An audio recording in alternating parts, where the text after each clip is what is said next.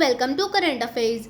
दोस्तों, हाल ही में Israeli defence force ने गाजा स्ट्रिप में ग्राउंड ऑफेंसिव की तैयारी स्टार्ट कर दी है। बेंजामिन नेतन्याहू ने कहा कि उनके देश ने कार्यवाही शुरू कर दी है ग्राउंड ऑफेंसिव के तहत गाजा में लोकलाइज्ड रेड्स करने की। 2014 के बाद ये पहली बार होगा कि गाजा स्ट्रिप के अंदर इजरायली टैंक्स एंटर करेंगे। इनकी इन्फेंट्री फोर्स एंटर करेगी। यहाँ पर आप इंडिया टुडे का आर्टिकल देखिए। Israel launches localised raids into Gaza just the beginning, says Netanyahu. Israel ने वार्निंग दे दी थी कि 24 घंटे में नॉर्दर्न गाजा में जो लोग रह रहे हैं वो वहां से चले जाए। तो ये नोटिस जारी करने के बाद वहां से सैकड़ों लोग भाग रहे हैं। तो यहाँ पर इजरायल को ये भी ध्यान रखना होगा कि गाजा के लोग ना मारे जाए। तो दोस्तों, इसके बारे में काफी कुछ डिस्कस करेंगे, सो इस वीडियो को एंड तक जरूर देखिएगा। और आपने अभी तक हमारे चैनल को सब्सक्राइब नहीं किया है तो जरूर से सब्सक्राइब कर लीजिएगा, ताकि हमारे वीडियो की लेटेस्ट नोटिफिकेशन आप सभी को सबसे पहले मिल सके। अब इजराइल डिफेंस फोर्सेस ने कहा कि उनके इन्फेंट्री फोर्स और टैंक गाजा स्ट्रिप के अंदर एंटर कर गए हैं। जो गाजा स्ट्रिप का नॉर्दर्न पार्ट है वहां पर इन्फेंट्री फोर्स और टैंक लोकलाइज रेड्स करना शुरू कर दिया है। अभी तो बहुत सारे फोर्सेस यहाँ पर तैनात की जाएगी।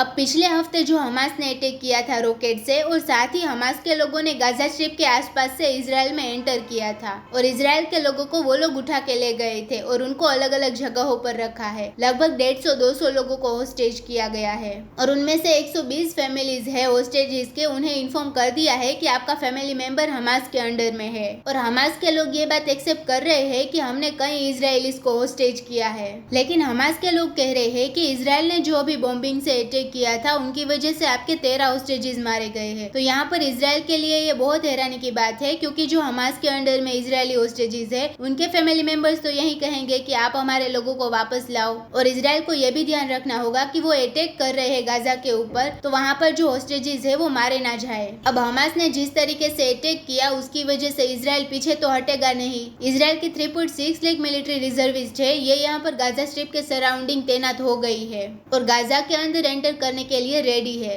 जिसमें से पहली इन्फेंट्री फोर्स है वो एंटर कर गई है। ये सारी फोर्सेस विद इन 24 घंटे में एंटर कर जाएगी।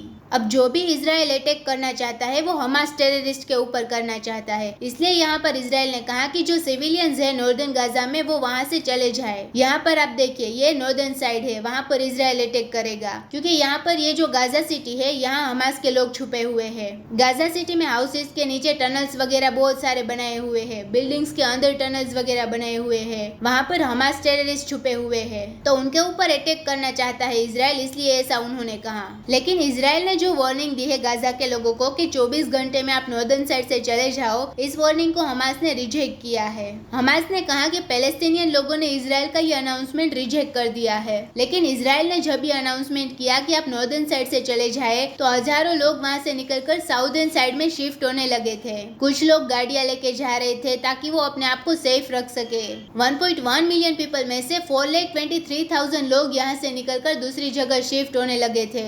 कुछ लोग गाड़ियां में जा रहे थे, तब अचानक से इजराइल की साइड से रॉकेट्स आए और गाड़ियां के ऊपर गिरे, तो गाड़ियां में जो लोग जा रहे थे वो मारे गए। ये सब देखते हुए यूनाइटेड नेशंस की तरफ से भी कुछ वार्निंग आ गई है, क्योंकि गाजा स्ट्रिप में यूनाइटेड नेशंस का रिलीफ वगैरह काम कर रहा है, जो पैलेस्टीनियंस को एड वगैरह प्रोवाइड कर रहा है। तो यहाँ पर यूनाइटेड नेशंस का कहना यह है कि इजराइल की जो वार्निंग है ये बहुत कम समय है। 24 घंटे में मास रिलोकेशन करना इम्पॉसिबल है।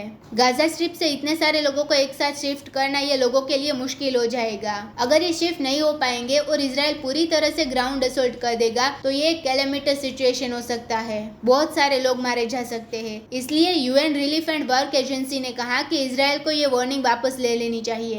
अब यहाँ पर इजराइल लगता नहीं है कि अपनी वार्निंग वापस लेगा, क्योंकि जिस तरीके से हमास ने अटैक किया है उसे देखते हुए इजराइल पीछे नहीं हटने वाला। अब Israeli ground forces Gaza strip में एंटर करेगी, तब उसके लिए एक टैक्टिकल चैलेंज हो सकता है, क्योंकि गाजा स्ट्रिप में जो स्ट्रीट है ये बहुत नैरो है। इसके कारण armoured personal carriers, infantry fighting vehicles and tanks, उन सब के लिए गाजा स्ट्रिप में नेविगेशन करना मुश्किल हो जाएगा। छोटी जगहों में इजरायली सैनिकों के लिए बहुत बड़ा खतरा बन सकता है, क्योंकि एक साथ हमास ग्रुप के बिल्डिंगों में एंटर करना, टेररिस्ट को ढूंढ के उस पर अटैक करना, ये सब चीजें खतरा बन सकती है, क्योंकि वहाँ की बिल्डिंग ऐसी है जहाँ खिड़कियां भी छोटी है और किसी भी दिशा में स्नाइपर अटैक हो सकता है। तो ये सब इजरायली फोर्सेस के लिए भी रिस्क है, क्योंकि उन पर भी अटैक हो सकता है। तो यहाँ पर यह भी सबसे बड़ा चैलेंज है कि कोलेटरल डैमेज कम हो और सिविलियंस कैजुअलिटीज भी कम हो। तो दोस्तों इसी नोट के साथ वीडियो करते हैं खत्म। उम्मीद है यहाँ पे आपको काफ़ी कुछ जानने को मिला होगा। Thank you for listening.